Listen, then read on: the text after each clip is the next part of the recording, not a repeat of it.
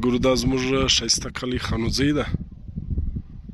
نن 12 نومبر 2024 د سوموار ورځ ده. ماشاءالله نن ډېر ښایسته سفار ورځ ده. موږ په واک راوتلي وو، خصوصي طور په ګرد ملک خاص کر پنجاب خواته، خاص کر د پنجاب خواته ډېر توند دی، سموګ او فوګ لګډ دی.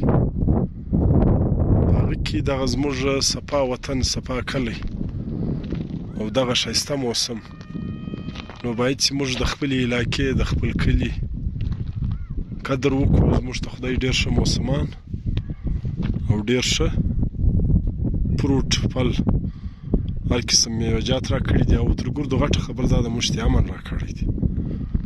دا دونه خلک دلته پراته دي، د همسایګان،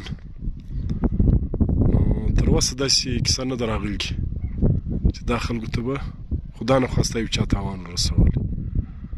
نو باید چې موږ د خپل کلي د خانوځی، کاریزات، خانوځی، بلوځی، کاریزات، زموږ شاوخوا چې څه کلي دي ماشاءالله دا ګرد ښه خلک دلته پراته دي. نو باید چې دا قدر وکړو او د دغه د قدر شکرګزاره سو.